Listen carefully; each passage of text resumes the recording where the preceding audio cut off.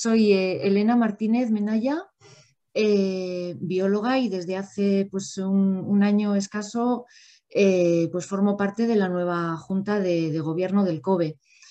Yo soy profesora y llevo el tema del área de educación, formación, y dentro de ese área pues nos parecía importante organizar alguna charla o algo que de alguna manera estuviera relacionada, aunque no sea necesariamente directamente relacionada con la enseñanza pues en secundaria, bachillerato, sino bueno, pues un poco formación en general, divulgación que pueda llegar a cualquier persona. Y dentro de esto, pues bueno, contacté con Eduardo Ángulo, que seguramente igual pues unos cuantos le conocéis. Es bueno, profesor jubilado de biología celular de la UPV, doctor en biología en el año 84, y aparte de eso, bueno, pues lleva bastante tiempo dedicándose a la divulgación científica y bueno, pues relacionado con eso ha publicado varios libros. Colabora habitualmente pues, con medios de comunicación. En la radio, por ejemplo, pues le podemos escuchar todos los sábados en Radio Euskadi, en el programa Más que Palabras. Y también colabora en el cuaderno de cultura científica de la UPV. Ahí lleva la sección de ciencia infusa y biología estupenda. Entonces, bueno, pues tenemos la estupenda ocasión de escucharte, Eduardo, a ver qué nos cuentas sobre la divulgación de la ciencia, su importancia y, bueno, pues a ver qué nos cuentas. Como siempre, al final de la charla, pues habrá un momento en el que se puedan hacer preguntas. Serían preguntas a través del chat. Alguna hemos recibido y alguna podremos ir haciendo ya antes, pero iremos mirando. Y bueno, lo que sí os pediríamos, por si acaso queda alguno por ahí, que los micrófonos queden cerrados, pues para que no se cuele por ahí nada extraño, ¿vale? Y bueno, yo creo que sin más, pues te doy paso, Eduardo, ¿vale? Vale, muy bien. Aquí, bueno, hola, muy buenas tardes. Yo, en primer lugar, quiero agradecer al Colegio de Biólogos que me permita dirigir esta charla a vosotros sobre divulgación científica, que después de todo es desde hace unos cuantos años a lo que me dedico más a fondo, ¿no? Ya en la primera imagen que tenéis delante está mi idea de lo que es la divulgación de la ciencia, pero muchas veces la divulgación de la ciencia se refiere a divulgar la ciencia sin más, ¿no? Pero yo creo que en el mundo en que vivimos es una actividad que tiene que ser para preparar ciudadanos. Hay como siempre, Wikipedia ayuda mucho, ¿no? Y entonces divulgación científica para Wikipedia es el conjunto de actividades que interpretan y hacen accesible el conocimiento científico a la sociedad. Y yo creo que esa tiene que ser la manera de hacer las cosas, ¿no? En la siguiente diapositiva aparece un texto sobre... No aparece la diapositiva. No se puede... Sí, la tengo que... Ahora. Bien, Ahora en la sí, siguiente perdón. diapositiva comento que en la actualidad la ciencia es una actividad global, llega a todas partes, llega a todo el planeta, llega a todos y influye en la vida de todas las personas, concierne a todos los ciudadanos e influye mucho en nuestras vidas, ¿no? Los científicos en general consideran la divulgación en general, hay algunos que se oponen, la divulgación como una actividad positiva. La divulgación efectiva y honesta con los ciudadanos debe ser el objetivo principal de los científicos. Es decir, debemos conseguir que llegue a los ciudadanos, pero también que sirva para algo, si se puede decir así. Y luego tiene que ser honesto, por supuesto. Cosa que no siempre ocurre entre los científicos porque también tienen sus ideas y su manera de pensar, ¿no? Y debe ser la divulgación una actividad imprescindible para educar a los ciudadanos. Sobre todo esto es muy importante. Si la ciencia en la actualidad es una actividad global, la educación de los ciudadanos en ciencia, los conocimientos que tengan en ciencia son los que les harán tomar decisiones tanto para su propia vida como para la sociedad. Y en el resto de la charla lo que me he centrado es en algunos ejemplos para hacer divulgación científica. Y esto he intentado buscar actividades que muchas veces no se tienen en cuenta o no se utilizan para hacer la divulgación, y yo creo que es interesante enfocarlo desde ese punto de vista. En la siguiente diapositiva empezamos con un cómic, además con un cómic nada menos que de Super López, ¿no? Monster Chapapote, que es un autor que en 2004 publicó este cómic que tiene que ver con el hundimiento del Prestige y la aparición del chapapote en las costas, sobre todo de Galicia, aunque también llegó hasta aquí. Yo creo que por la época en que se hundió el Prestige hay mucha gente joven que ni siquiera había nacido cuando ocurrió, y por lo tanto enseñar lo que ocurrió, explicar lo que ocurrió a los ciudadanos y sobre todo a los jóvenes, yo creo que sería interesante para que entiendan lo que pasó y lo que puede volver a pasar, ¿no? Las estadísticas dicen que Galicia, por el tráfico que tiene de barcos cargados de materiales peligrosos, cada tantos años ocurre un accidente de este tipo y puede volver a pasar. El Monster Chapapote, en la siguiente diapositiva, aparece, esto es una imagen de la primera página, la imagen de la izquierda, donde se ve al pobre Super López peleándose con el chapapote, y luego la imagen de la derecha tiene que ver un poco con lo que parte del cómic, porque en este cómic el autor lo que hace es incluir imágenes que recuerdan a lo que ocurrió realmente cuando se hundió el Prestige y se derramó el chapapote, ¿no? Por ejemplo, en la imagen de la izquierda de arriba es una reunión de altos mandos del ejército y demás, y hay un personaje que claramente es Aznar. En la imagen justo de debajo de Aznar es el representante de Galicia, perdón, de Asturias, el que aparece hablando de lo que pasó con el chapapote, ¿no? Eran los que en aquel momento estaban cazando o pescando y no les importó exactamente mucho, ¿no? Super López se levanta en el aire y ve lo que está pasando con el petróleo y lo ve llegar ahí a la Torre de Hércules entrando en La Coruña. En la siguiente, que ya es la última página de la historia, el Super López se despierta de golpe, porque todo esto lo ha soñado, se despierta de golpe y lo que tiene que hacer es meterse en la pesadilla, ¿no? Que es, le dan un traje de protección, una mascarilla, un balde y a recoger chapapote y ahora ya guardarlo como sea, que tampoco se sabe muy bien qué ha pasado con él. Pero bueno, y ahí está la historia del chapapote y del Prestige. Ahí a la derecha os he puesto dos referencias. Una, la de Pedro Arias, que es el Prestige, el barco de los locos, que es un libro que tiene mucho que ver además no solamente con el Prestige y los daños al medio ambiente que hizo, sino también con la reacción de la sociedad. Y luego una publicación mía de hace un par de años celebrando los 16 años ya del hundimiento del Prestige, que con tantas cosas como nos pasan ahora, pues vamos, lo estamos olvidando, ¿no? Ya no le hace mucho caso. Hay también una película que recomiendo, si la podéis encontrar, y que para los alumnos sería interesante si lo dais en forma de docencia, que se titula Chapapote o no, que es una película para televisión que dirigió Ferran Llagostera en 2006 y que con mucho humor y mucha gracia pues nos hable de lo que ocurrió en Galicia después del hundimiento del Prestige. La siguiente diapositiva ya pasamos a otro tema. Otra vez hacemos divulgación científica, pero en este caso con un cómic y con dibujos.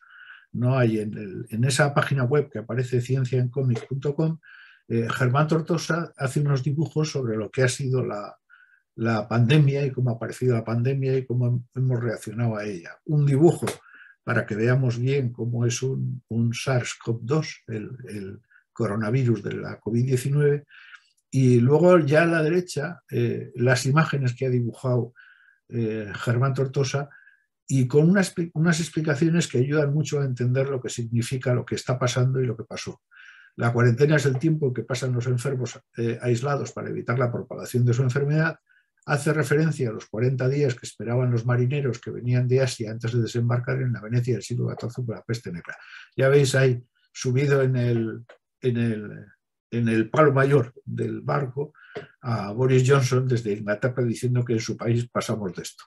Y debajo pues todo el mundo diciendo fiesta, dale caña a Boris. ¿Os acordáis? Que eran todo fiestas con Boris Johnson.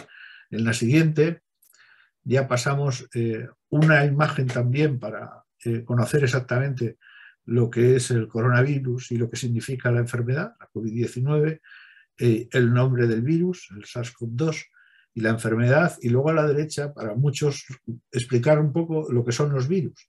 Y aquí necesita una explicación adicional del profesor, ¿no? Porque está el coronavirus, pero a la izquierda tenemos un bacteriófago, un virófago, es decir, algo que se va a cargar a los virus y que es algo que también se debe estudiar, ¿no?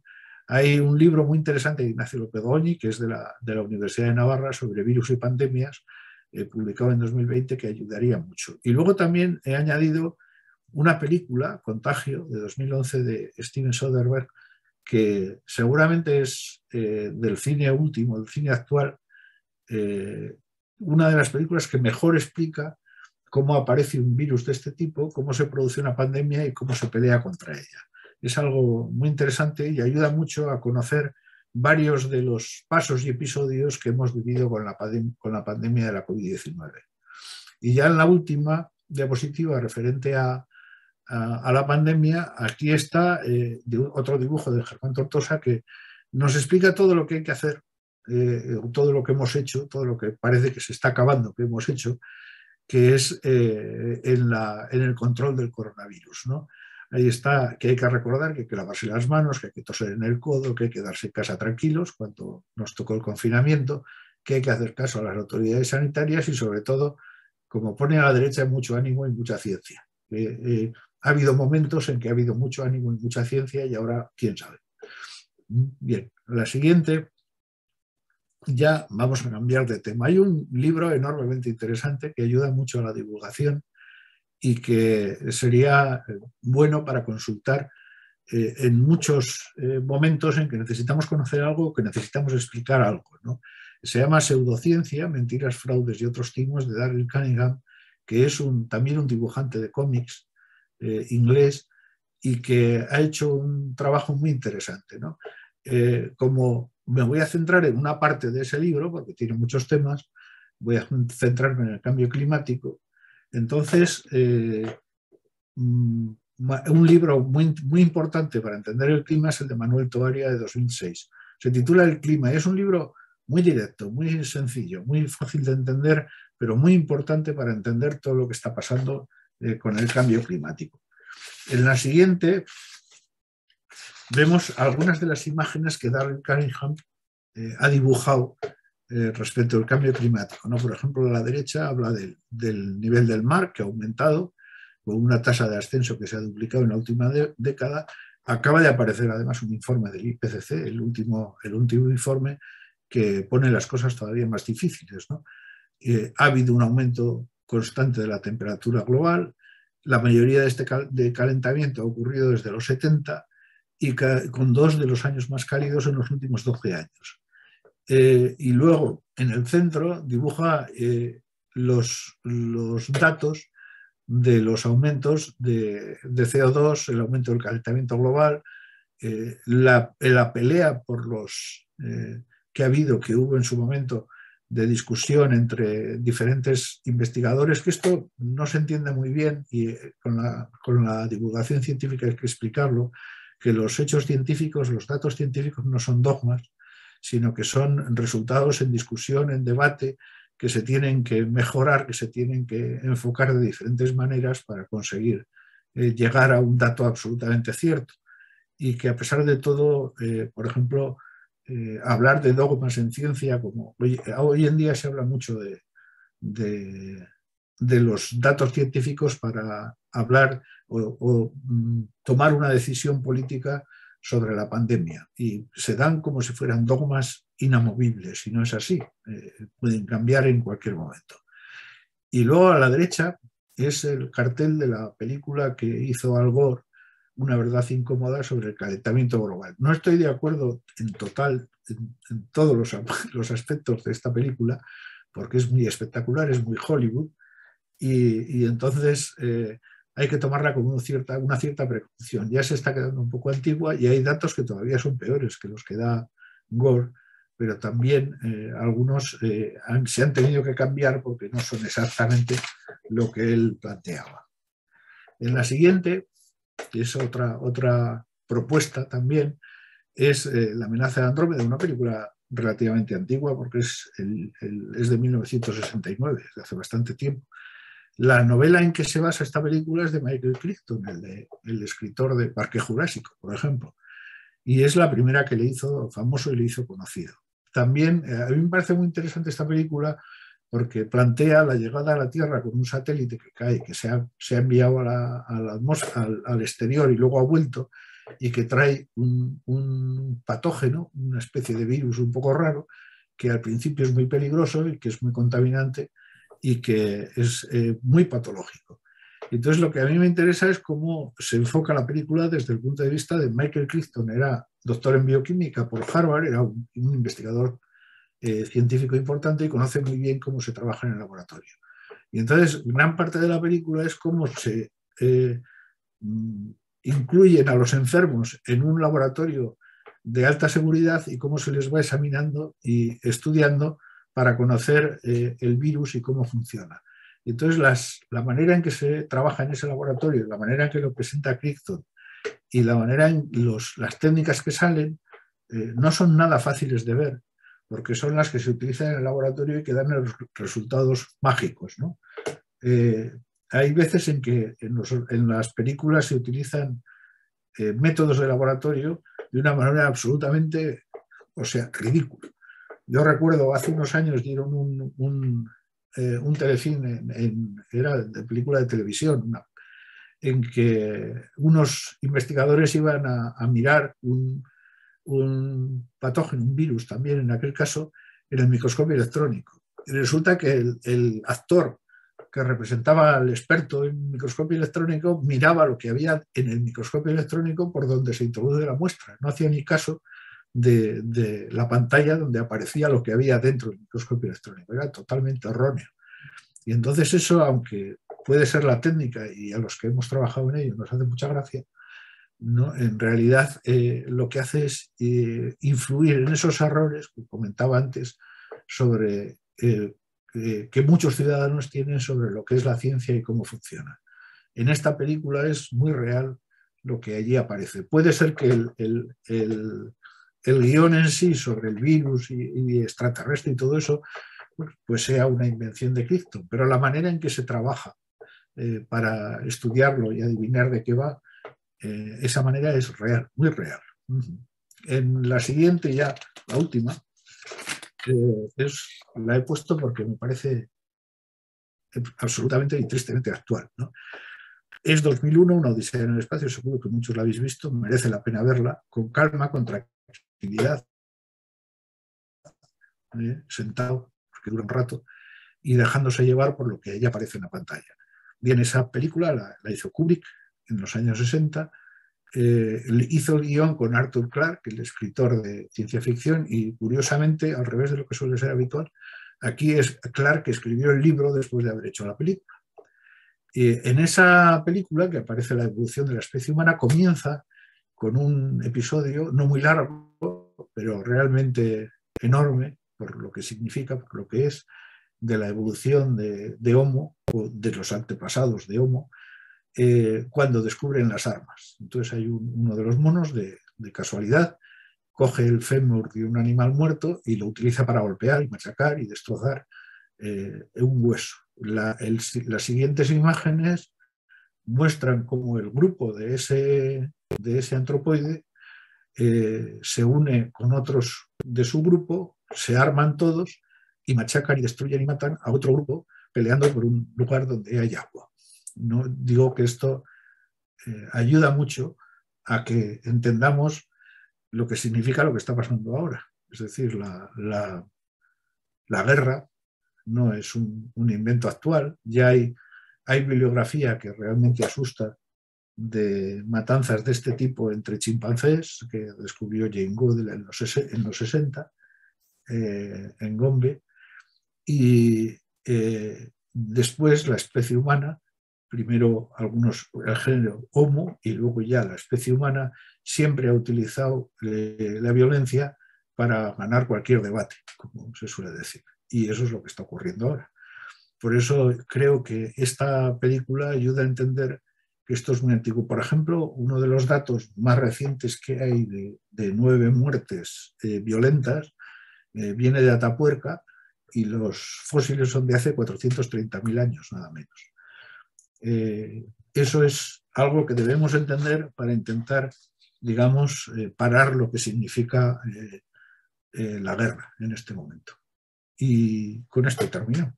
Unos ejemplos, un poco de planteamiento teórico y unos ejemplos de lo que se puede utilizar y lo que más, muchísimo más que hay, que se puede utilizar para hacer divulgación. Y nada más. Muy bien, Eduardo. Jo, pues muchas gracias por todos los ejemplos y todo que nos has puesto. Bueno, mientras vamos viendo a ver si hay alguna pregunta en el chat, bueno, pues yo te voy haciendo alguna que hemos ido pensando y hemos ido recibiendo también. Bueno, todo lo que nos has mostrado aquí son pues cuestiones gráficas, ¿no? Pues mucho cómic, mucho dibujo, películas, carteles de películas, no sé. Al hablar de divulgación para que llegue a toda la ciudadanía, sepa o no sepa de biología, de clima, de lo que sea, es mejor si esa divulgación va acompañada de algo gráfico, de imágenes, porque muchas veces, pues eso, hay libros, ensayos, tal, texto, texto, texto. ¿Cómo lo ves? ¿Qué llega mejor? Yo creo que ahora, quizá con la gente joven, pero lo que pasa es que también yo soy tan veterano que lo que piensa y hace y le interesa a la gente joven me lo tengo que imaginar, no más que conocer. Yo creo que funcionan bien cuando son imágenes. Yo recuerdo que las discusiones sobre cambio climático, por ejemplo, se aumentaron y se incentivaron con la película El día de mañana, que fue de hace unos años.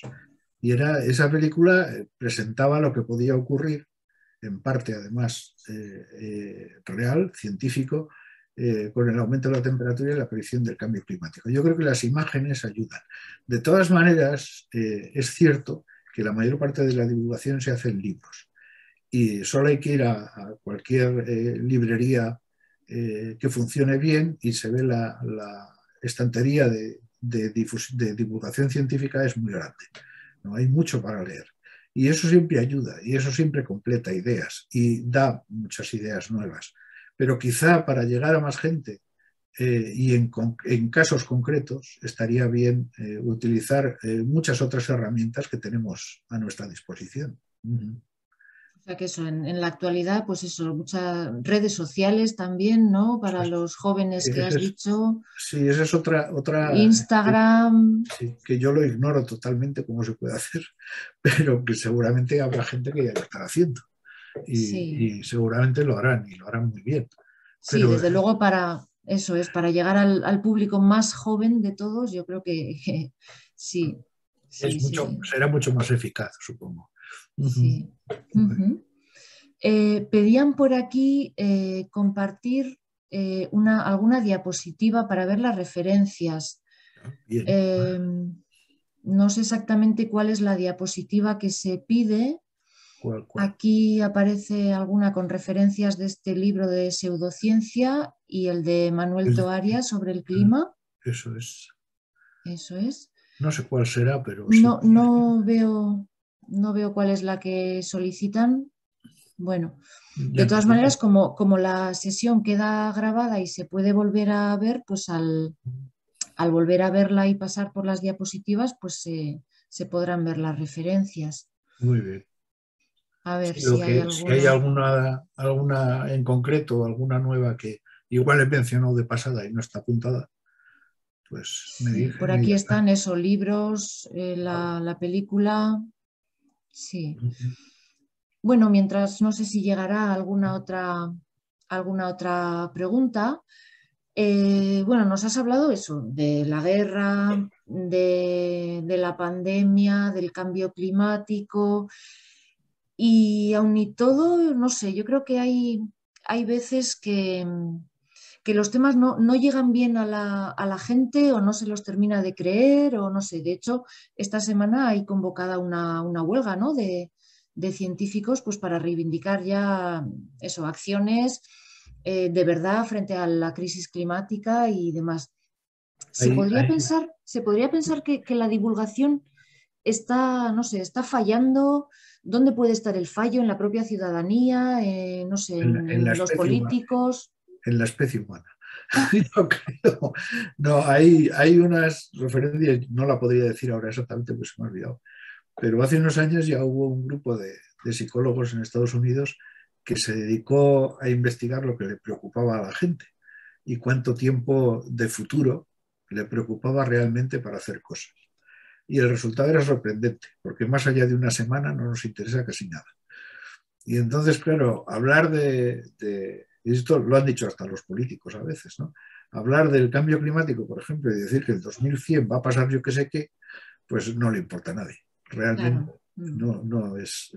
no es una cosa que le lleve a alguien. Por eso, cosas como la pandemia ha costado que la gente tome decisiones sobre ellas. Al principio sí se aceptó muy bien y se funcionó muy bien, pero por ejemplo eso es en el primer mundo, porque en el tercer mundo y el cuarto mundo seguimos como estábamos. O sea, no hay una sensación entre la gente, entre las personas y entre la gente que nos dirige de que la pandemia no va a terminar mientras no se vacune a todo el mundo. Eso no se acepta, ¿no? Y hay muchas cosas de ese estilo. El cambio climático pasa lo mismo. Las cuestiones científicas interesan a la gente cuando son muy inmediatas, Ujú. pero si no o son muy inmediatas, incluso tienen que ser inmediatas y además peligrosas, porque si no cuesta mucho que se tomen la decisión. Por eso yo en ese aspecto peleo por la divulgación de la ciencia, peleo porque llegue a los ciudadanos, pero como veis soy bastante pesimista sobre que funcione. Ya, ya. Bueno, a ver, tengo por aquí una pregunta. Además de lo que, a ver, además de lo que se cuenta y el medio, es importante cómo se cuenta. ¿Qué le Sí, parece cómo se ha contado la secuenciación completa del genoma de una sola persona? Parece que la realizada en 2001, que aunque incompleta estaba basada en una mayor variabilidad, se queda en nada. ¿Prima más la publicidad de algunos grupos de trabajo o universidades?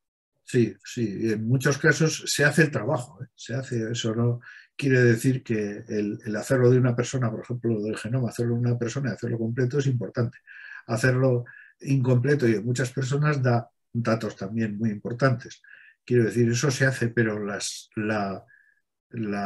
peleas entre ellos, la competencia entre grupos, muchas veces no lleva a un resultado bueno. Al final, curiosamente, al final la ciencia acaba funcionando, mal que pese a algunos, ¿no? Y de una manera o de otra. Y hay gente que lo hace y gente que lo hace muy bien y al final lo saca, pero más yo creo que cuenta mucho para hacer ciencia y llegar a resultados interesantes y que lleguen a la sociedad, cuenta mucho la obstinación. Y luego cuenta mucho también, y eso hablando con gente que se dedica a ciencia, uno se da cuenta enseguida de que les interesa lo que están haciendo, sea el resultado que sea. O sea, lo curioso es, yo a veces lo he dicho, que lo curioso es jugar a ello, ¿no? El disfrutar con ello. Y eso a Ujú. pesar de que hay ahora mucha gente, demasiada gente, eh, que lo está pasando mal en ciencia. O sea, hay mucha gente joven que tiene contratos muy malos a muy largo plazo, que no tiene un futuro muy fácil y a pesar de todo ahí siguen. Y es algo Claro. admirable, Ujú. admirable. Sí, sí, sí. Muy bien. Bueno, hay otra pregunta por aquí. Mira, como nos has presentado eso, cómics, películas y así, pues hacen referencia a la película de Leonardo DiCaprio, No mires arriba. Dice que ahí pues, los científicos advierten de un peligro inminente, en este caso sí se supone que es un peligro grande y inminente, y aún así los políticos no hacen caso. Y la pregunta es eso, ¿podríamos estar en esa situación actualmente? Sí, en algo, bueno, sí, la película es un poco parodia también, ¿no? De lo que de lo que es la política, ¿no? Y yo creo que sí, con un asteroide muy grande a punto de llegar a la Tierra, pues hacer reuniones y comisiones y comités y todo ese tipo de cosas es un poco ridículo. Pero sin embargo sí que está ocurriendo eso con muchas otras cosas, con muchas otras cosas que se podrían estudiar y que, por ejemplo, en el caso de la pandemia se han hecho vacunas en nada y sin embargo está costando muchísimo una vacuna contra el SIDA. Y no creo que sea solo porque es difícil, que es difícil porque es un virus muy variable, sino también pues porque no ha interesado especialmente, no llega a interesar a la gente que tiene que tomar las decisiones para que se haga. Sin embargo, al final se pueden hacer esas cosas, pero duran muchísimo, una pelea a largo plazo. Sí, o sea que eso, tomar las decisiones así rápido y que sea de verdad, ¿no? Pues que Es que cuesta. yo creo que en la gente que toma decisiones cuentan otras cosas que yo creo que deben contar, además de las puramente científicas, ¿no? Eso ha pasado mucho con la pandemia. La pandemia en casi todos los grupos de la Europa Occidental, en casi todos los países de Europa Occidental, ha habido dos comisiones, y aquí lo tenemos también con el LABI y en el Gobierno de Madrid también, ha habido dos comisiones que han tomado la decisión. Primero los científicos han tomado la decisión sobre lo que se debe o no se debe hacer según los datos que hay, lo que conocemos del virus, la enfermedad y no sé qué. Y esos datos se pasaban a una comisión de políticos que tenía que decidir qué decisión tomaba sobre esos datos que le habían llegado. A veces coincidían y a veces no. Por ejemplo, esta semana llevamos toda la semana discutiendo sobre las mascarillas en interiores. ¿No? Un gobierno quiere quitarlas, el otro no quiere quitarlas, el otro lo quiere quitar el 12, el otro lo quiere quitar el 19. Y entonces, al final uno no le queda muy claro por qué. O sea, ¿qué datos hay para decidir que sea el 12 en vez del 19? Queda muy raro, dicho así, ¿no? O sea Y que entonces no se transmite, ¿no? no se dice claramente por qué se toma esa decisión. E incluso la sospecha que tiene mucha gente en la sociedad es que esa decisión se toma ahora en este momento porque llegan las vacaciones de Semana Santa. O sea, no por una decisión científica estricta, que por eso digo que estoy de acuerdo en que los políticos, que son los representantes de la sociedad, tienen que tomar la decisión basado en los científicos, pero también pueden tener otros datos y otras cosas que hay que tener en cuenta. Sí, bueno, relacionado también con eso, con todo lo de la pandemia y bueno, hemos tenido divulgación a todas horas en todas partes, pero realmente toda esa divulgación es buena, quiero decir. El ciudadano de a pie, que no tiene conocimientos científicos, ¿cómo puede llegar a distinguir qué divulgación es buena, real, qué divulgación no es tan buena, incluso es falsa, qué, no sé, qué herramientas puede tener o... Es muy difícil llegar a ello. Eh, Hay que tener mucha precaución, lo primero, con lo que se acepta o no se acepta. Pero yo, para mí personalmente, cuenta mucho, y sé que me estoy equivocando porque a veces ha fallado también, cuenta mucho quién ha hecho la investigación y cómo la difunde. Cada vez hay un problema más grande de competencia por los fondos de los grupos de investigación, de las universidades, de los centros de investigación, etcétera, ¿no? Cada vez es más fuerte. Y eso hace que cada vez esos grupos de investigación estén promoviendo maneras de hacer las cosas para llegar antes al público y llegar antes a los políticos y a los que deciden a quién van a dar el dinero. Y eso está haciendo, por ejemplo, que haya grupos de investigación o centros que tienen una manera de dar publicidad a lo que han hecho por medio de notas de prensa, notas, la UPV tiene un grupo así que da anuncios de lo que se ha hecho en su página web que están muy interesantes, pero luego esas notas de prensa de las universidades pasan a los medios de comunicación donde se vuelven a resumir y es lo que se publica. Resultado que a veces salen cosas ridículas. Yo recuerdo hace unos años la polémica que hubo porque una presentadora de televisión dijo que el cáncer se curaba con el olor de limón, ¿no? Hace, no sé, 3 o 4 años. Sí. Y cuando uno leía hacia atrás de dónde venía la noticia, venía de una universidad alemana que había estudiado la influencia sobre células tumorales en cultivo, ni siquiera en ratones, en cultivo, del aroma de limón, porque no utilizaba limón, sino citronella que se obtiene de otra planta que huele a limón, la melisa. Cualquiera que vaya al campo y la mueva, aplaste una hoja de melisa, huele a limón. Bueno, utilizaban la esencia, la limonella de esa planta y la unían a células tumorales en laboratorio en la placa Petri y veían si eso destruía las células tumorales o no. Bueno, la universidad hablaba ya de que el aroma a limón curaba el cáncer y la prensa dijo, se ha descubierto que el limón cura, no el aroma, el limón cura el cáncer, ¿no? Y claro, esos movimientos de datos y de ideas y de historias así, de conjeturas, pues son lo que hace que muchas veces las cosas no funcionen como deben. Claro, claro. No sé si hay alguna pregunta más por aquí en el chat. No he visto.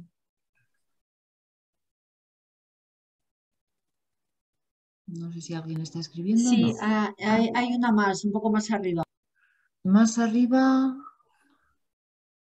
Ah, vale, esta no la había visto. Perdón, perdón. Dice, esta, en el caso de la pandemia, ¿verdad? Esta es. Sí.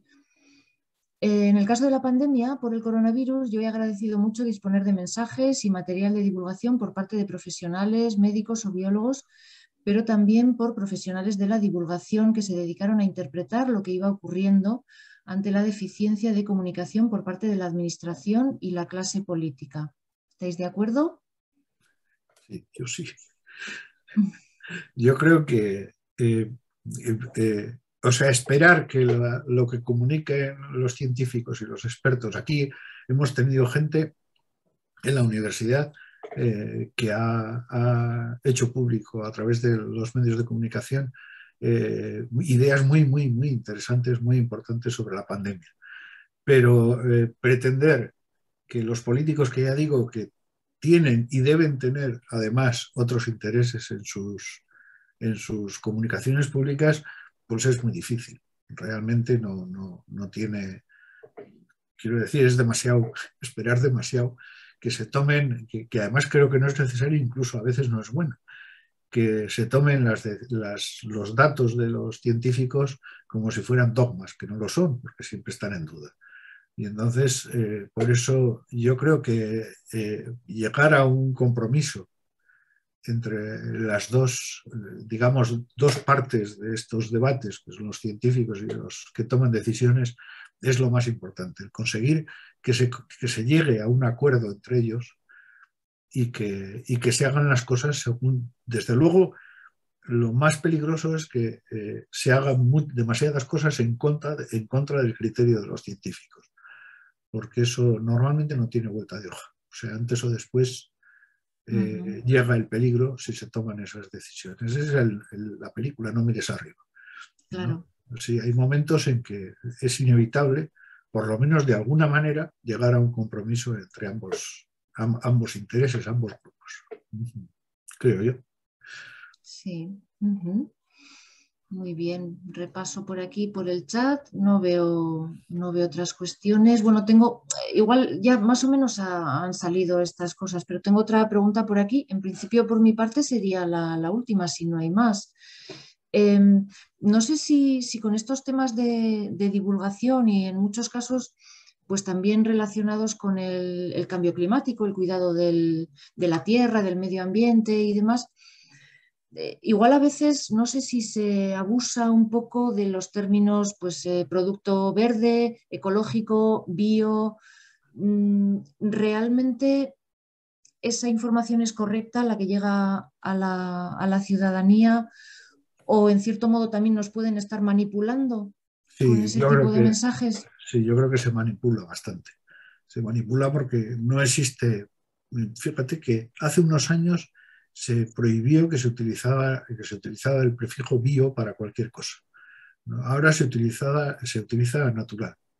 Es una cosa, por ejemplo, es sorprendente porque además natural vende mucho. O sea, la gente cree que algo que es natural es por definición que es bueno, ¿no? Y no es siempre bueno porque es para nosotros, para nuestra especie, para nuestra conducta, para nuestra educación, ¿no? Eso no quiere decir que sea siempre bueno.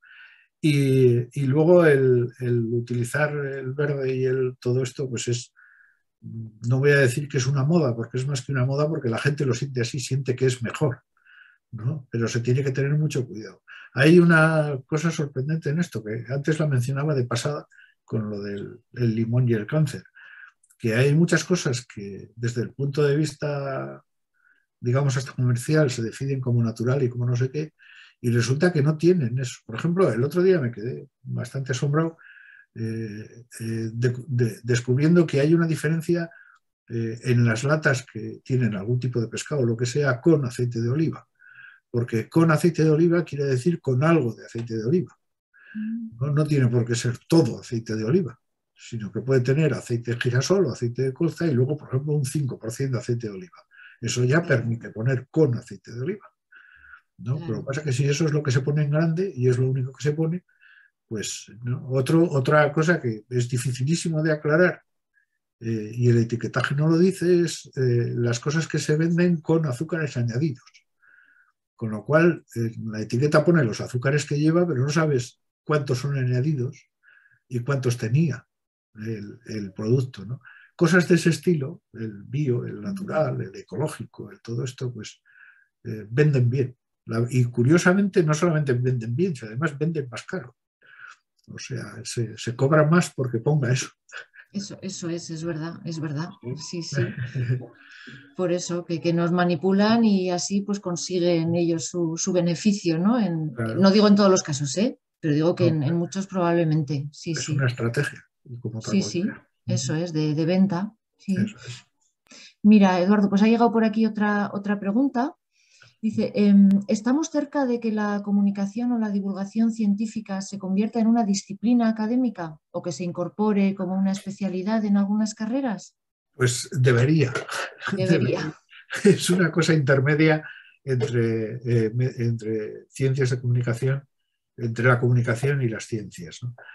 Allí sé que hay personas que están trabajando en ello a través de las cátedras de cultura científica como la que tenemos aquí y otras más, de que incluso se empiece ya a manejar una especie de baremo de lo que significa y lo que es la comunicación científica para que la divulgación científica para que se pueda añadir en los datos de los currículums que puedan mejorar la situación de los que la hagan. Porque en este momento, a mí me lo dijeron cuando empecé a hacer comunicación científica, todavía estaba en la universidad, me dijeron que era una pérdida de tiempo, porque no tiene nada que ver con el currículum. Aquí, por ejemplo, en aquella época, ahora seguramente será distinto, pero en aquella época, igual un artículo en una revista extranjera de gran difusión, 2 puntos. Y un artículo de divulgación científica, aunque fuera bueno y estuviera y llegara a mucha gente, eran 0,01 puntos, ¿no? Con lo cual no animaba mucho, la verdad. No animaba mucho.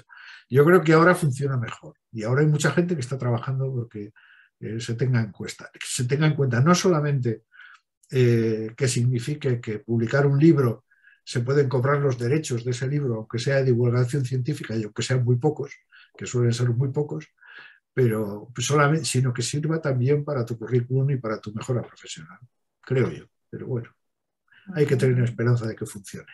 Eso, poco a poco, eso Poco a es. poco, poco a poco. Sí. Elena, queda una pregunta. Anda. Si se podría hacer divulgación a través de Twitter, Instagram, etcétera. Uy, eso es algo que sale de mis conocimientos. Yo tengo la esperanza de que eso esté empezando a funcionar con la gente joven. Y seguramente alguien lo está haciendo, pero yo no domino tanto.